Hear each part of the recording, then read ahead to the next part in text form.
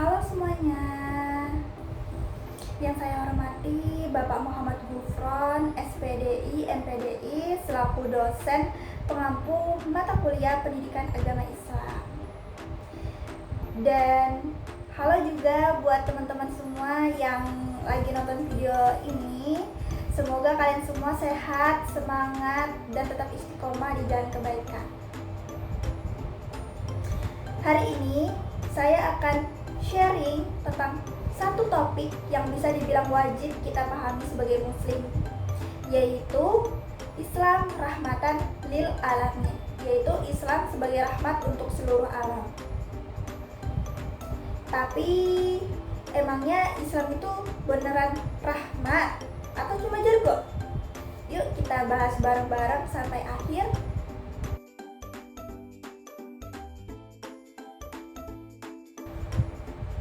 Pernah gak sih kalian ngerasa kenapa ya Islam itu suka dikaitin sama kekerasan, teror, bom, dan hal-hal yang bikin takut? Padahal sejak awal Islam itu datang sebagai rahmat buat seluruh alam. Yes, rahmatan lil alamin. Bukan hanya buat orang Islam, tapi juga buat orang non-muslim, alam, hewan, bahkan tumbuhan.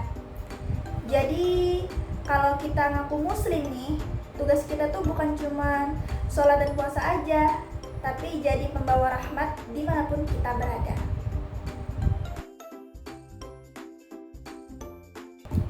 Dalam Al-Quran, surat Al-Anbiya ayat 107 yang artinya, dan tidaklah kami mengutusmu wahai Muhammad kecuali sebagai rahmat bagi seluruh alam. Nah, kata kuncinya yaitu rahmat. Rahmat itu bukan cuma baik hati ya, tapi kasih sayang yang aktif. Artinya Islam itu datang bukan buat ngatur-ngatur doang nih, tapi hadir untuk membawa cinta, solusi, dan perlindungan buat semuanya. Bahkan pohon, binatang, sampai orang beda agama pun dapat rahmat dari ajaran Islam.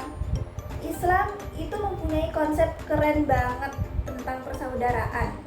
Namanya adalah uhwah. Ada 4 jenis uhwah. Yang pertama itu ada namanya uhwah Islamiyah, yaitu sesama muslim. Yang kedua adalah uhwah wataniyah, yaitu sesama warga negara.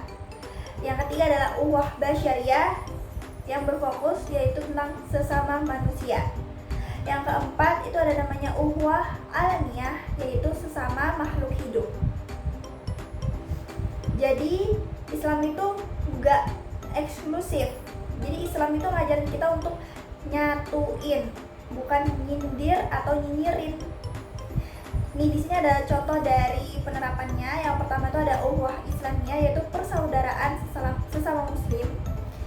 Itu contohnya itu ada semisal kita punya teman muslim yang beda organisasi nih, beda pandangan. Nah di situ solusinya itu kita tetap saling menghormati walaupun berbeda agama, berbeda pendapat atau pandangan.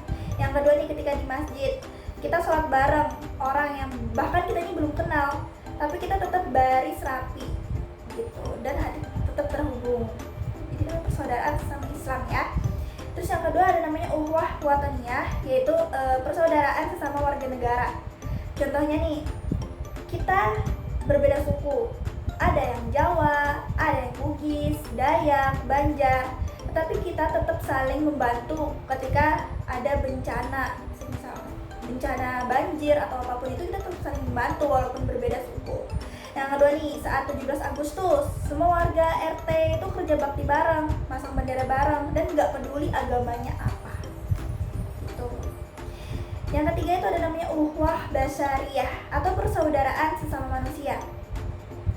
Contohnya nih, kita punya teman non-muslim yang selalu bantu kita kalau ada tugas kelompok atau ngingetin makan saat puasa. Yang kedua itu misal ada orang nih kecelakaan di jalan, kita tuh pasti kan akan nolongin ya tanpa mikir dia agamanya apa. Yang penting kita akan nolongin dia terlebih dahulu. Itu namanya persaudaraan antar manusia sama manusia. Terus yang keempat ada namanya uhwah alamiah, yaitu persaudaraan sesama makhluk. Contohnya nih, kalau kita lihat kucing liar kelaparan di kampus contohnya, terus kita kasih sisa makanan kita, itu merupakan bentuk dari uhwah tersebut.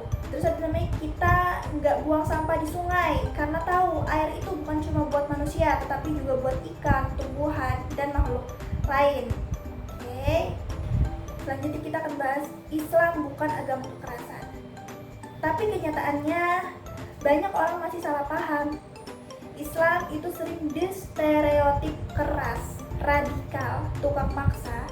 Padahal Rasulullah SAW itu sendiri bersabda, siapa yang membunuh non-muslim yang dilindungi, maka ia tidak akan mencium bau surga.